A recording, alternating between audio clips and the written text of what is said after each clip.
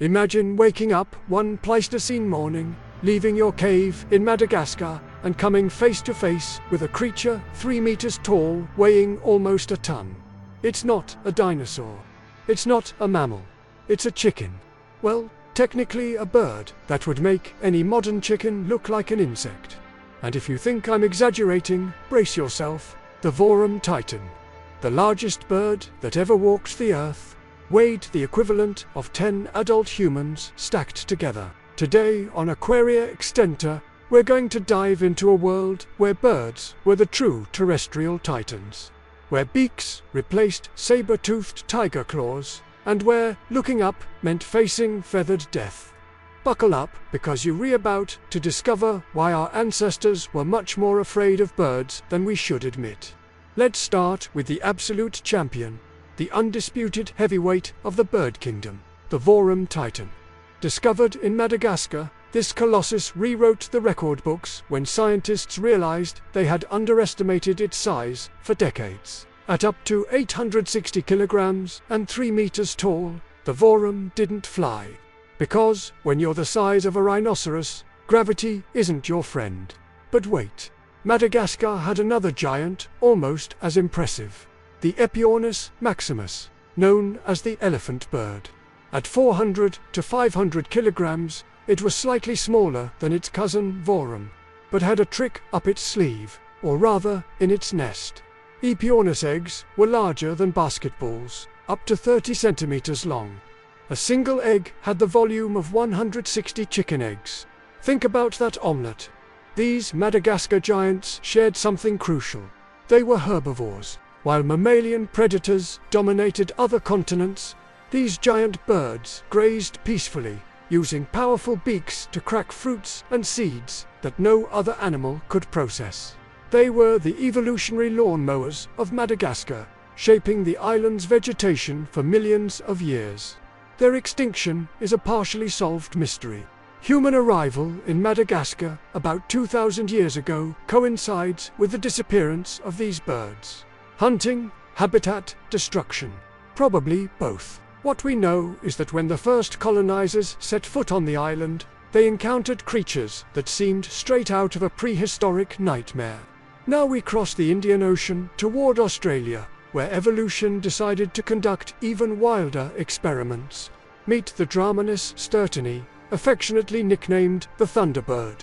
3 meters tall, 450 to 500 kilograms of muscle and bone. With a disproportionate head that looked like it had been stolen from a theropod dinosaur.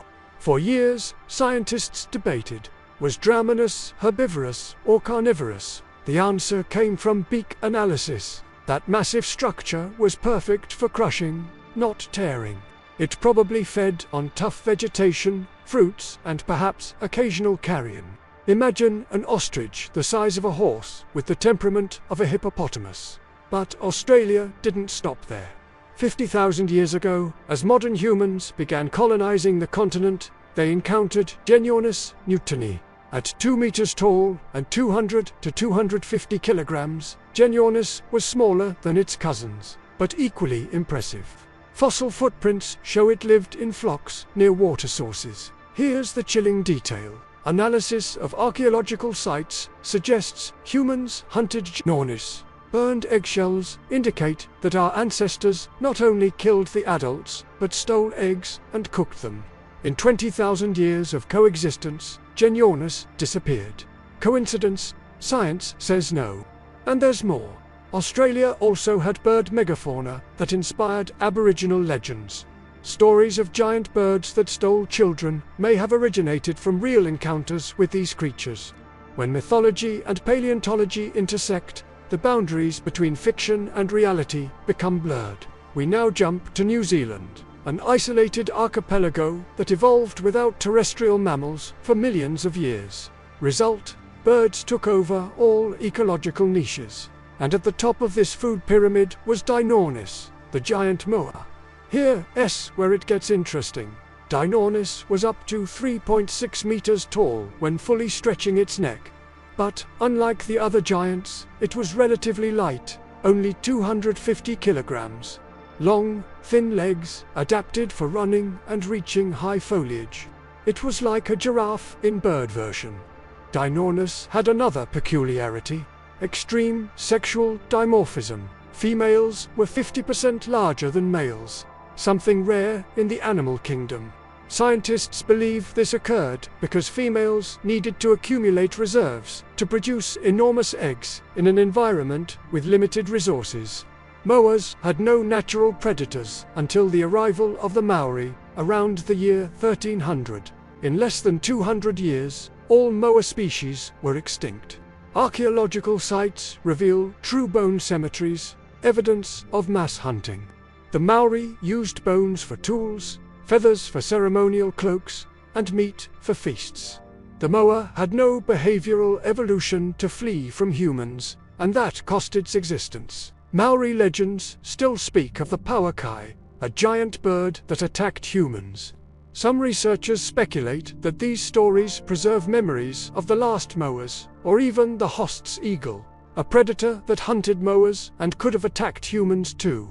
We go back in time to the Paleocene, between 66 and 56 million years ago, when non-avian dinosaurs had just disappeared and the world was reinventing itself. In Europe and North America, a creature emerged that left paleontologists confused for more than a century.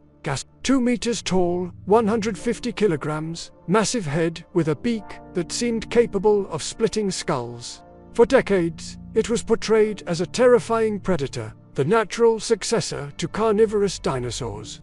But here's the twist. Isotope analysis in the bones revealed a predominantly herbivorous diet. That monstrous beak, probably used to crack hard nuts and seeds. Imagine a parrot the size of a bear. The bite force of Gastornis was comparable to a modern crocodile, but applied to access foods that other herbivores couldn't. This raises a fascinating question. Why would an herbivorous bird need such a powerful beak? The answer lies in competition. In the Paleocene, plants developed increasingly elaborate defenses, hard shells, thorns, toxins. Gastornis evolved to overcome these defenses, becoming a specialist in foods that no one else could eat. Now we finally arrive at the legitimate villains of our story. While Gastornis peacefully cracked nuts in Europe, South America was creating feathered nightmares. The Furus racidae, known as terror birds. We begin with Kelenken, Guillemot discovered in Argentina. At 2.5 meters tall and 150 kilograms, it had the largest skull ever recorded in a carnivorous bird, 71 centimeters long. That beak wasn't for cracking seeds. It was a hunting weapon, curved and sharp like an axe, capable of lacerating flesh with surgical precision. Kelenken lived about 15 million years ago, in a period when South America was isolated from other continents. Without large carnivorous mammals, birds filled this niche. And they didn't do it halfway. Going down the timeline, we find Phaerosaurus, another South American giant of 2.5 meters that dominated the continent for millions of years. Fossils show it hunted medium-sized mammals, using speed and a devastating beak. The strategy was simple: chase, catch, and apply a fatal peck to the skull or neck of the prey. But the most disturbing thing, some of these terror birds coexisted with primitive humans. Tithonus walleri, which migrated to North America about 5 million years ago, may have survived until 15,000 years ago. This means human groups that crossed the Bering Strait may have encountered avian predators of 2.4 meters and 130 kilograms. Titanus was slightly smaller than its South American cousins, but compensated with speed. Estimates suggest it could run at 65 kilometers per hour. There's no direct evidence of attacks on humans, but we know it hunted deer-sized mammals. An unsuspecting human would be easy prey. The extinction of terror birds is linked to the Great American Interchange, when North and South America connected 3 million years ago. Carnivorous mammals like saber-toothed cats migrated south and competed directly with the birds. Surprisingly, the birds lost this evolutionary battle. So what's the moral of this feathered story?